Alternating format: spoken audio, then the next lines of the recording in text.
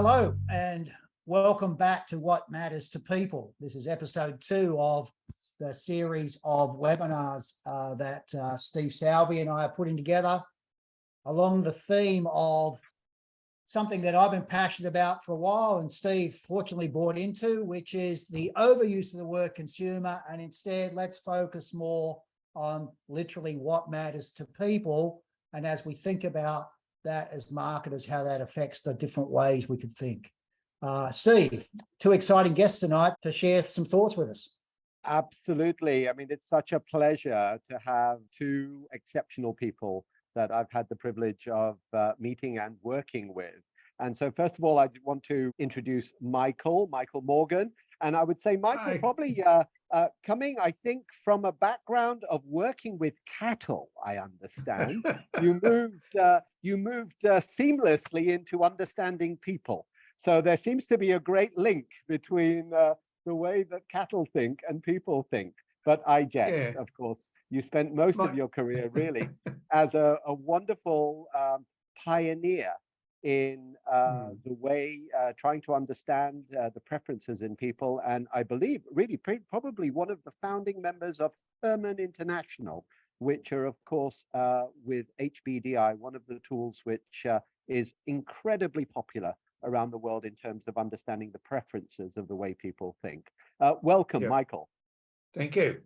And then my dear friend Heike, who is coming to us from Hamburg in Germany. And Heike has had a wonderful career, a corporate career with Unilever, and in many different roles in Unilever. And particularly, I've really been inspired very much by her stories around her work with the different Unilever brands, which Heike will tell us about, and also the work that she's been doing as an independent facilitator and consultant in building brands. Heike. Hello. Welcome. Good morning from Hamburg. All right, Dave. Well, it's we've got quite a participant group as well from all over the world. Welcome and greetings to our people that are watching live from all sorts of countries across. I'm in Sydney today. We've got people in Thailand like Steve. Heike is in Germany. We've got people everywhere in between. So this is great. And I'm sure many other people will download and watch the session later on. We wanted to get off and start with some questions that Michael and Heike have sort of agreed to answer and illustrate with some examples from the work they've done. And then we'll obviously be open to questions from the audience as we go along. If you want to type in questions into the chat box, you can do that, or we'll try and hold off a few minutes at the end if you want to raise your hand, I guess, for some questions then. Yeah. And Dave, I think this is particularly exciting for me because, I mean, you and I, as you mentioned, I think it was almost 30 years ago that we started to work together, and you were the one that really 25. We're not that old. Okay. And it was inspiring about the insights and really picking up insights around the way that people are thinking and believing when it comes to the marketing message, and turning those into really creative and yet inspiring triggers for our consumers, for the people that we want to connect with. But what's particularly inspiring about this session is the marriage of that art, which was definitely an art at the time that you and I had started on this, but the marriage of art and, I dare to say, science, but let's say proof. You know, the way that we can actually understand the way people prefer to think and how that then relates to the kind of messaging that they would prefer to receive. And so that's really exciting. And I think that's why having these 2 great individuals, Michael bringing with us, you know, that proof of psychometric personality and preference measurement, and Heike bringing some very, very practical examples of how insights and different preferences can actually influence communication. Yes. why don't we start by asking Michael from, the work you do, if you could just tell us a bit more about the way you think people think, and what's the essentials we have to understand in creating better messaging to reach people because of that. Okay. Yes. Thanks, Dave and Steve. Yeah. I mean, there's one thing that's true right around the world, and that is that people think differently from each other. I mean, most of us only have to look at that other special person in our lives, that partner, to understand that people think differently, and that's the joy, and that can also be, the frustration. So yes, Herman and the work I do, we specialize in helping people understand what we call their thinking preference. So we're not so much about competence. We're not so much concerned whether you're good at thinking this way or that. What we want to know is, which way, I guess, how do you think? Because, as you say, the way we think influences our subject choice at school, our career choice, our job choice. It influences, what we read, what we listen to, and in particular, I guess today, it influences the products we buy and even the brands, that we buy. So understanding, the way people think is critical. Now, for those who are not familiar with, I guess, Herman International, the work we do, I've got a slide here that just shows very quickly, I guess, our thinking model and the different types of thinking. So on the left, you've got the whole brain thinking model. Blue, green, red, and yellow make it easy. And you can see that we've got logical type thinking, organized type thinking in the green, interpersonal, and holistic. Now, given obviously more time, I could go into that model in a lot more detail. This is kind of not doing it justice. But if you come to the one on the right, the way you think influences the way you communicate. So the words I'm using are very much influenced and determined by the way I think. So logical thinkers stick to the facts. They're technical. Organized thinkers start at the beginning and go through it. The more interpersonal feeling based, of course, do that. They talk about feelings and they don't care about facts, right? So this is what we do. And let me give you a quick example. This is about, 8 years ago, I needed a new car. And I went into the Toyota dealer and there I saw it. It was going round and round on one of those display things. And it was a, top of the range, fully imported, fully warranted, beautiful Toyota. I thought, wow. And the salesperson came up. Now, in our construct, the salesperson came out of the blue quadrant and he started to download on me every technical fact about this fully imported car that you could possibly imagine. And I didn't want any of it. I remember I pulled out of my pocket a DVD and I looked at him and I said, I spend most of my day in traffic. I said, can I sit in it and listen to the sound system? Well, you should have seen his face. The next 10 minutes, I went round and round in the car, in the showroom, and the sound was magnificent. And I remember I got out of the car a bit dizzy and said, I'll take it. Yeah. And Michael, this is really interesting because Steve knows, I can't say which one, but I spent over COVID, I spent about 1.5 years doing some consulting work for one of Japan's biggest motor brands. Okay. For their offices, not for the Japan market, but for their Asia market. Yeah. And I've got to tell you, the number of times we had this exact discussion where I was explaining, yes, but you've got to remember, most car buyers are not buying the car because of a rational list of driving features, right? Yeah. It'll be simple things like the color, or the music system, you know, etc. So yeah, I actually, you know what? I'll be keeping the recording of your comments just then. Just Yeah, go back to that same people and say, watch this, you know. Yeah. Yeah, I do exactly have- right. Yeah. Without going into the details of how you do all the you know, you test people and you make the judgments.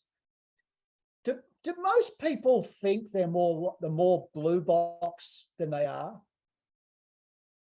No, no, not necessarily. Yeah. People are everywhere. Yeah. Yeah. So the next slide can, I guess, address that a little bit. In about 15 years ago, we did quite a lot of work with Nissan in Portugal. And we trained their salespeople to try and diagnose the thinking preference of the people coming in the showroom. How were they going to make the buying decision?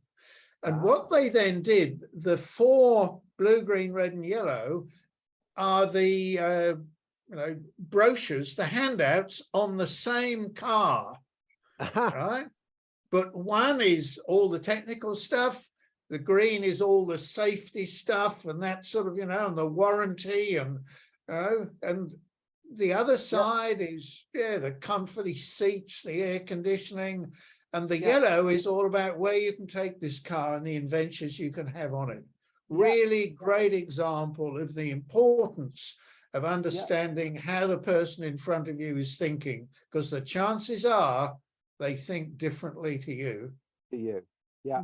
Michael, I mean, this is a wonderful example of it's not that you need every person who walks into the showroom to do a psychometric profiling of their preferences. These are traits that you can recognize if you know what to look for and sometimes what questions to ask the person when they're coming in, right? Yes, correct. Most of us as buyers leave big clues. And if you're taught to listen to those clues, it's easy. And if they don't leave a clue, you just ask a couple of questions. What's so it's important? Not that, exactly. Well, can I switch to Heike? Heike, when it came to your experience in terms of profiling, when you were first working in Unilever, what was the kind of way that you were introduced as a marketeer? And then what did you discover after that in terms of the way of profiling our customers or the people that we want to connect with? Okay.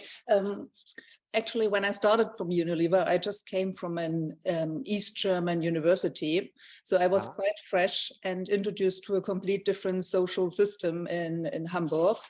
And of course, as a classic marketeer or trained marketeer, of course, we used all these normal demographic, behavioral, geographic, and psychographic methodologies in the beginning of the 90s. But then we got a new marketing director, and she introduced us, and she was very inspiring for our whole team. She introduced us to a methodology developed by Alexander Dunlop.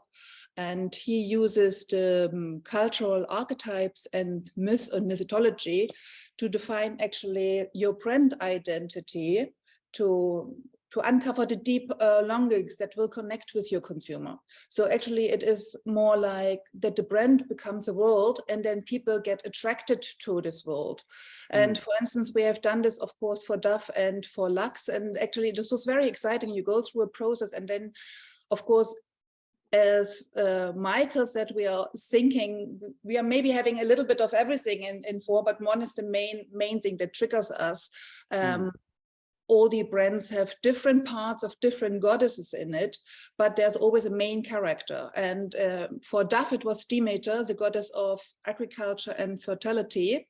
So when we found out that this is the main character, we used different language. So it was more nurturing, fulfilling, giving, and these things. And contrarily, Lux at this time was identified as the goddess, as Aphrodite, so the goddess of love, beauty, and seduction. So whenever we did product development, communication, looked for packaging and colors, we used this archetypal thinking of tailoring to a certain group of potential buying people. I don't want to say consumer or customers anymore. This helped us also when we looked at how to leverage the Dove brand, so which categories go next. And actually it was then decided that we go into a nurturing and giving and caring and richness category, and this was Dove Body at this time. So it is quite a very different thing, different thinking that you can also as a marketeer come from the brand side to profile brands, especially in a company like Unilever, where you have so many different competing personal care brands in the portfolio. Yeah, I think that's a really, really insightful point. You know, maybe before you start looking and communicating with the consumer, look at the brand and the way, especially brands like Dove and Nivea, of course, I've worked with for many, many years. Brands that have been around for a long time have created, if you like, a attraction to a number of people who share the same way of living and speaking and values of that brand. Definitely. And so, for example, you mentioned the kind of personality that Dove has. L'Oreal would have a very different set of personality, maybe even diametrically opposite. So sometimes it's okay to say, I'm not going to go after that particular segment because they don't share the same personality and values that my brand talks about. Dave? I totally agree. Yeah, no, that's exactly true. I mean, I think I mentioned to Heike, I spent 25 years working on L'Oreal's ad strategy for Asia. And one of the things that we used to have to do, I mean, within the framework of the L'Oreal company was quite clearly the two major brands, L'Oreal and Maybelline, was two different mindsets. You know, there was a bit of an age difference, but one of the biggest differences in who we targeted with those two brands was the different things. And actually, I remember distinctly that when the Dove real campaign came out, and I was working in Japan, but I was working on L'Oreal, Maybelline, but I was also working on J&J's, on Johnson & Johnson's skincare product, and going to a series of meetings where it was like, okay, so L'Oreal is targeting this type of person that thinks like this. Maybelline's people are thinking like this. Dove people are thinking like this. Where is the overlaps, and where is like, no, it's no point us going after them because we're never going to get into their headspace, right? And I think those exercises sometimes are the most interesting things that I used to have to do in the advertising world, was just thinking through, you know, like, who are the people that we're not going to go after because we're not going to have something that thinks the way they think. Right. But again, I mean, something that always frustrated me, Dave. You know, we've been together 25 years on this topic, and we've been talking about, let's look at the way people think. Yet, I find in so many marketing departments still this preference for looking at demographics and age and, man versus woman versus now, of course, we've got inclusivity as well. But it's not about your sexual persuasion. It is very much about the way you prefer to think. And you can be 25 or 85. You can share the same preferences and therefore receive communication to you in a similar sort of way. Michael, you were smiling at that point. Yes, I mean, happy to. I think the best example we've got of what you've just said to me was the work we did about 10 years ago with Microsoft. You might remember that in terms of gaming, which is big business, the Nintendo Wii was the platform of choice, and Microsoft, wanted to knock them off. And Microsoft developed the Microsoft Connect. Yes. Right. And this is just a slide showing the work we did. The essence of the Microsoft Connect was, instead of having a impeller in your hand that moved the controls, there was a camera sensor in the console box, And so you stood in front of the console and danced and moved, and it moved you on the screen. So the challenge they had, as you can see, is to expand the product base beyond their narrow fan base. They wanted to create a game console for non-gamers. And they used the whole brain model to unlock that, because gamers typically, for us, come out of that blue quadrant. They're technical, and they like that. They wanted to include the whole family. Also, I discovered that the game that comes with the console when you buy it, the in-box game, is all important, right? And as you can see, where it says solution, what they did was brilliant. They used us and our profiling not only to, I guess, profile the audience, but they profiled the design staff within Microsoft, so that it was designed by a whole brain team. And that was absolutely critical. The outcome was that it set the world record for the fastest selling consumer electronic device ever made. It flooded the market. It was, and time to market is also critical, so they reduced that. And it appealed to the widest. So rather than appealing to what we would say, narrow people, blue or green, or whatever, So Michael, my little got it secret right. for you is that at that time, again, I was based in Tokyo, but I was also doing the advertising strategy for Microsoft products across Asia Pacific. Okay. And I remember us launching this, and until you sent over that chart, whatever it was yesterday or today or whatever, I had no idea that you were connected to that. Wow. So Oh, yes. we worked on the same thing without knowing it. There you go. Okay. Let me give you one, if I can, very quick other example. And it comes from what used to be Telecom New Zealand, which is now called Spark. And the next slide again shows you what we did, because they had a very different problem. It wasn't to do with marketing or products. It was to do with call centers, right? And most people, when they, as a customer, when you phone or contact your call center, you have a less than satisfactory experience, right? And the slide will show you what we did with, say, Spark engagement. So the challenge, you can see, was poor customer feedback, and yet they were meeting their KPIs, but they had very low first contact resolution. In other words, all the calls were being escalated.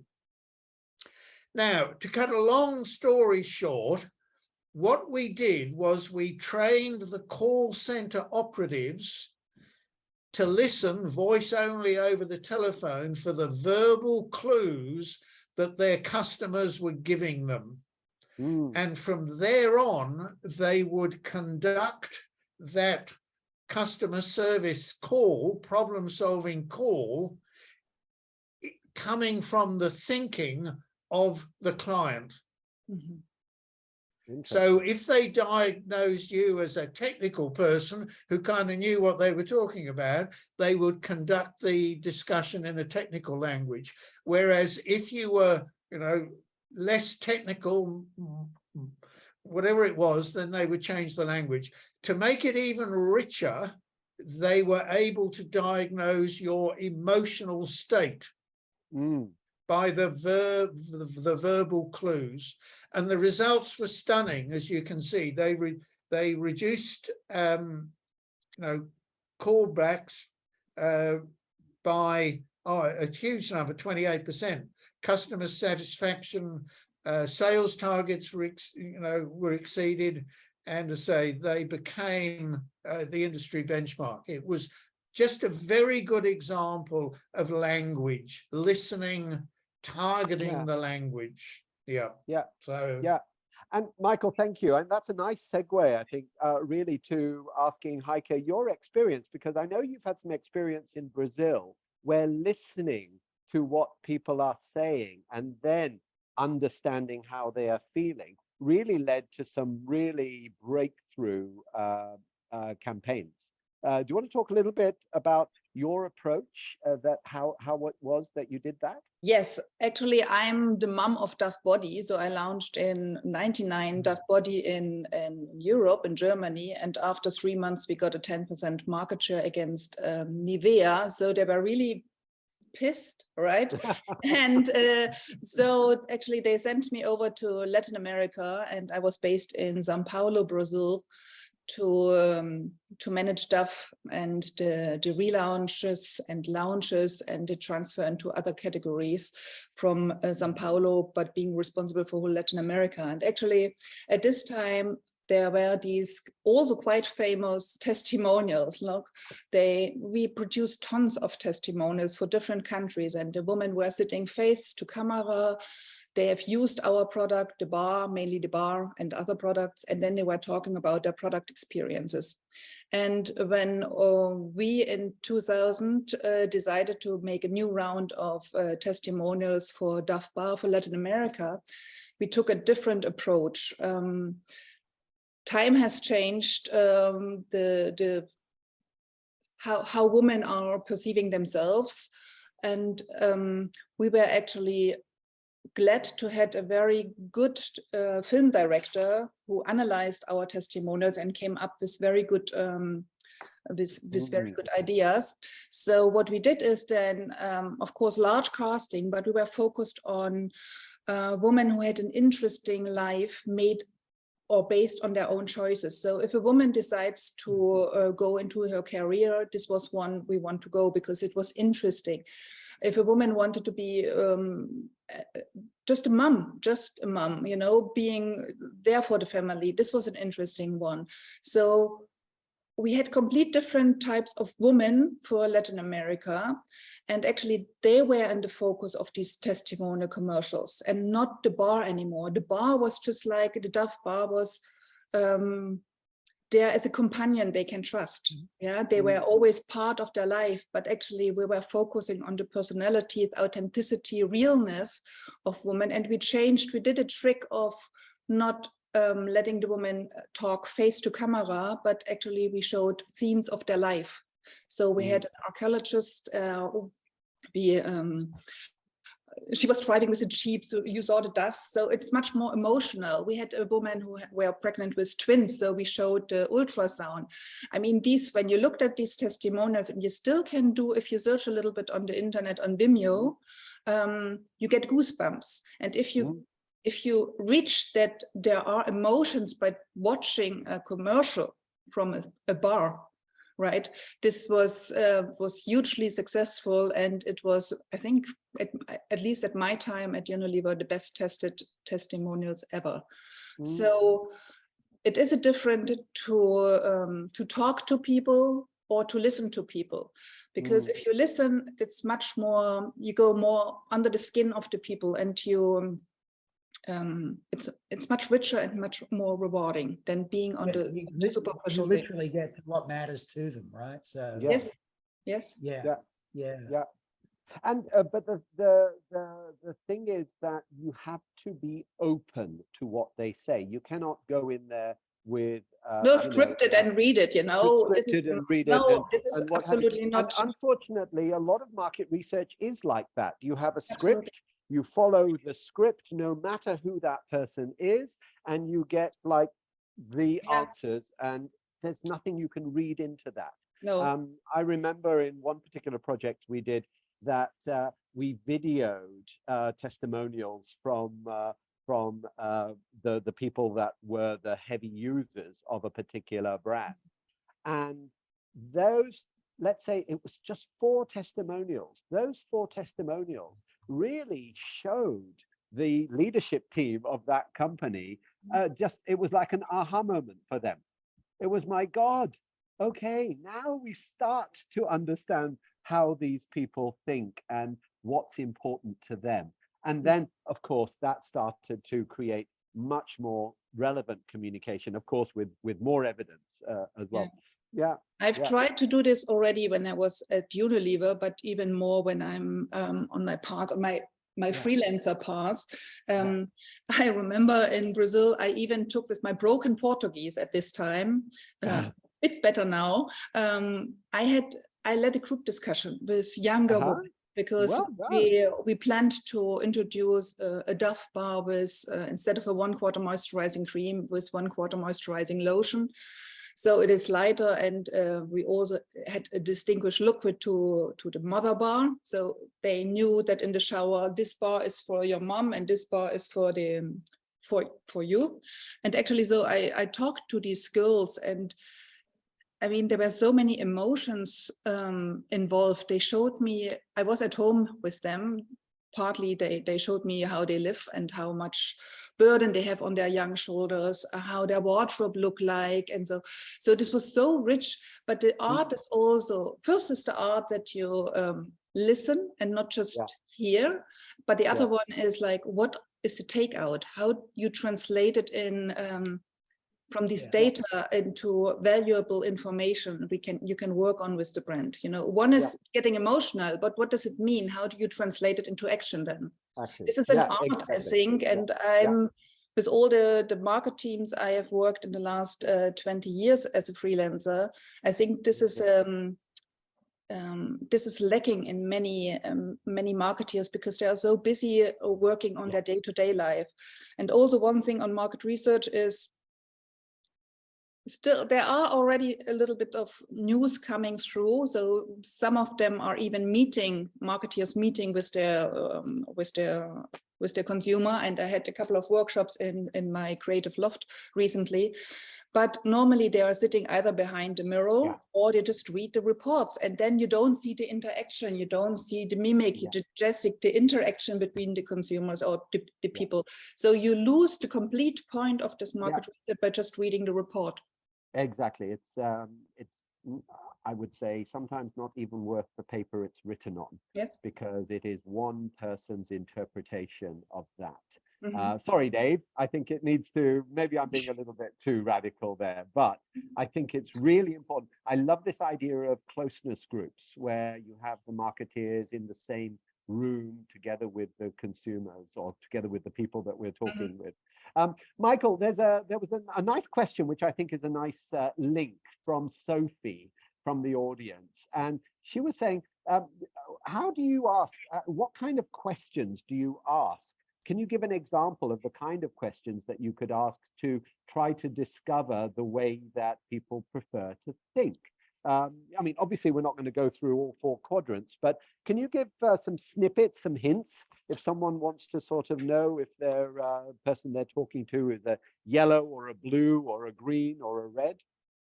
Okay, it's actually insanely simple. Right? I love it. If you said to me, I enjoy fishing, then the question I would ask you is, oh, that's interesting. Tell me. And you're going to say something like, I spend all week getting the gear ready. I've got those little boxes with all the weights sorted out. And, I study the tides. And what you're telling me is, you're very careful, you're detailed, you're very structured in your fishing, right? Apparently, the American author Emerson loved fishing, right? But he said, I never have anything on the end of the line because I don't want to be disturbed. A different type of fisherman, right?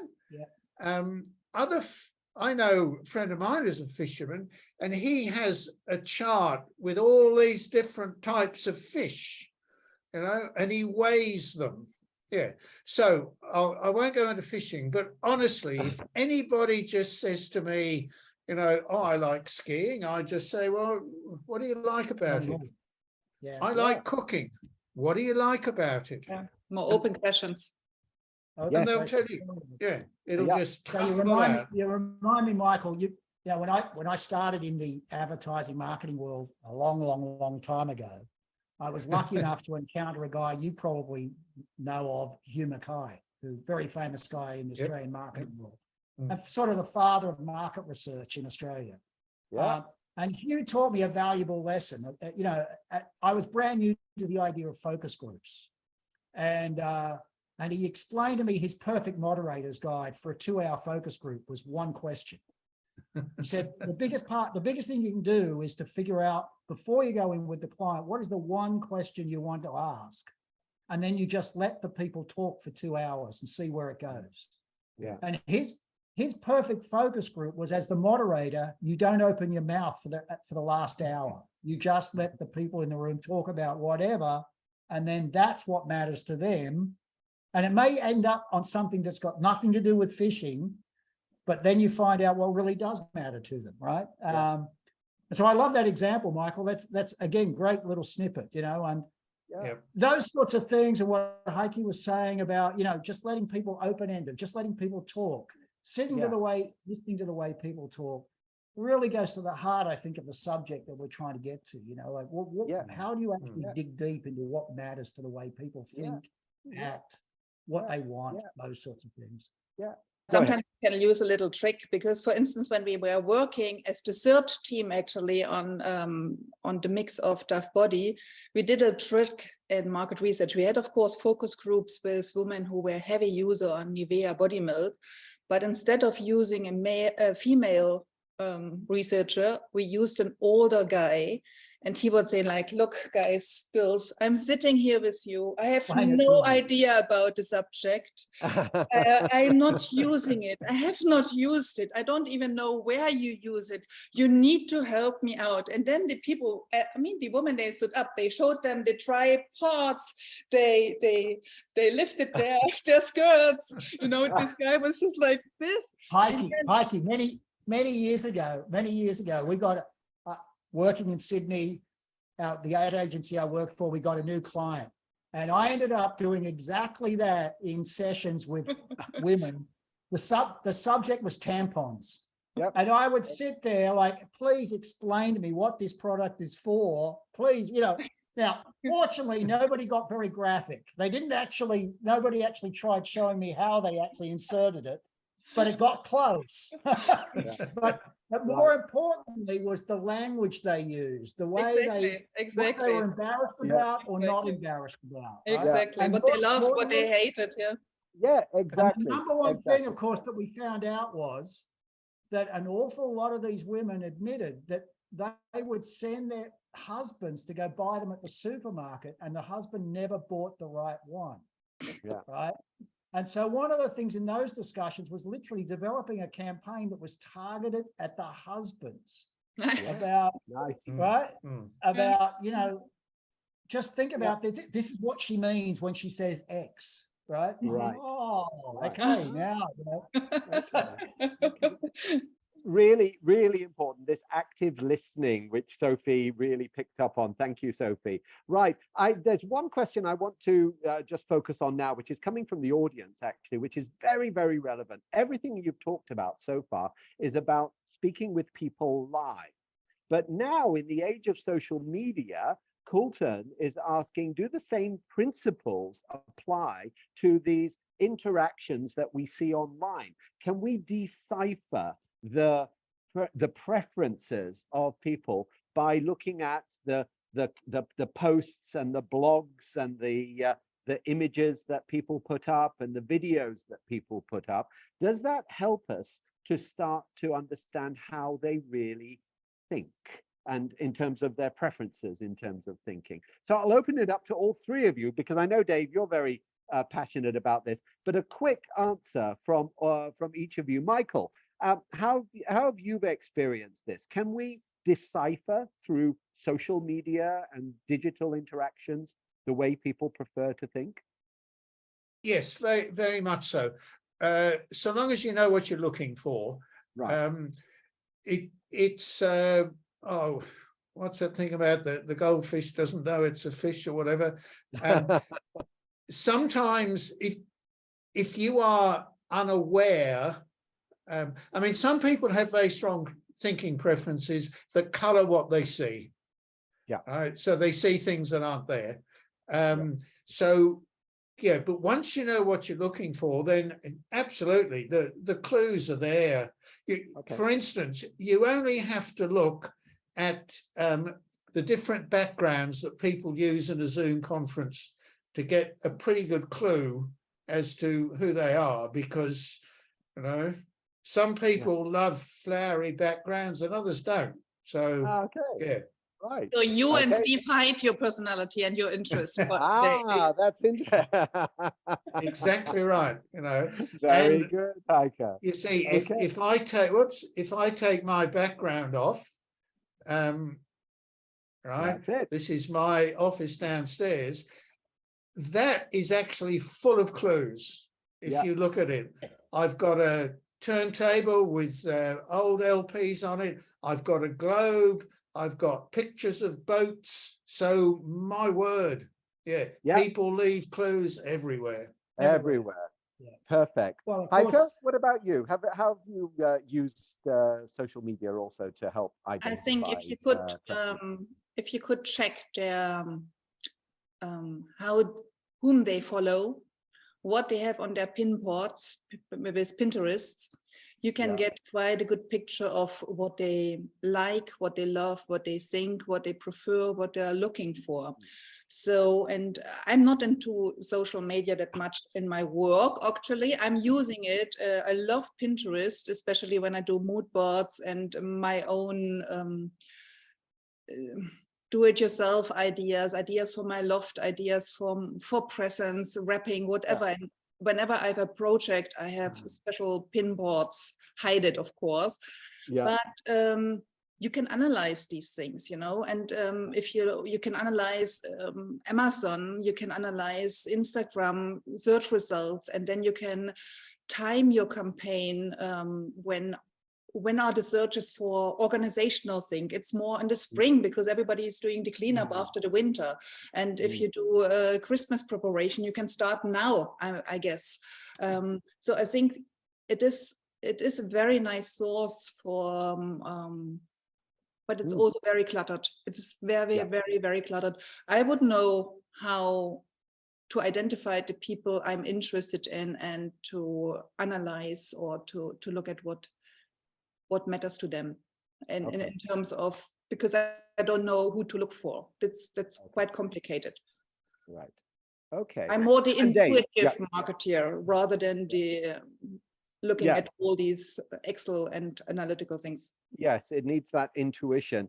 Dave, there's some science also around this and some technology being used, but tell us what you think in the last couple of minutes. Well, yeah, I think that both Michael and Heike are right, that you can use these things. There is a lot of new developments in semiotics, for example, and particularly because of COVID, what we saw was a dramatic shift in the way semiotics is done, because semiotics, 5 years ago was literally about looking at the things in Michael's room by sitting in Michael's room, or it was flicking through magazines that were popular with the target that Heike is trying to talk to find out what was in those magazines and what it meant. But we're now seeing the massification of semiotics, and there are different tools, both automated tools, AI tools, but also the way in which good semioticians are trained to now look at hundreds and thousands of social media posts and semiotically to break it down to what it means, what matters in terms of colors, shapes, backgrounds, what emotions are expressed by the way in which people post photos, etc. But on the other side, as you know, Steve, I work on a lot of projects using AI platforms that look at the whole of the content of the internet, not just social media, to where the program is able to look at the millions of things. So if we want to look at a subject like skincare, we can look at everything that's ever been read on the internet about skincare. The platform looks at it, reads it, and then breaks it down to tell us which emotions are being driven by that content, right? And then the sub emotions by sub-piece, sub-subjects, etc. So we've moved a long way. Personally, I think it's always a good idea to do a combination of both. I think it's always good to do the automated big stuff, and then talk to real people. Yeah. Absolutely. Well, guys, I think we're come to the end. We've got, unfortunately, that was rich. We could have gone on for another hour, but I just want to say a big thank you. I mean, very inspiring. I hope really equally inspiring to the participants. I think the importance of listening to what people are saying, actually what people are saying, will help you to start to identify their thinking preferences, and then start to identify the way that you can start to communicate to them about what matters most to them. So Heike, Michael, thank you so much. Of course, there were more questions from the audience than we had time to answer. So what we will ask you guys also is to perhaps jot down some comments to those questions, and we will send it out to the registered participants to this one. But if anyone has any more comments or questions, please do get in touch. Dave, any final words? No, I think it was really good, really inspirational. I too would love to hear more stories from both Michael and Heike, and I'm really interested in the way different approaches they've had and the experiences they've had. So thanks very much, folks, for joining our session. Thank you so much. All right, Heike, one more thing. Yeah, I have maybe one last line. I think today we need to accept that you will not find an answer to everything, and you need to accept certain uncertainties. But when you are relevant and then create an emotional connection, be authentic, honest, no bullshit, no mess, no dirty, nasty things, and you care about the people and you support them and you create memorable experiences, then it's half of the win, right? Yeah. Think of people as people and treat them right. You know, it makes a lot of sense. Especially in these uncertain times. Especially in uncertain times. Perfect. Well, there, everyone, thank you so much. And thank you, everyone, for joining us. And we look forward to seeing you again in chapter 3 of What Matters to People. And we'll be sending you some updates in terms of when and what that topic will be. Thank you so much, everyone. Ciao. Bye now. Thank you.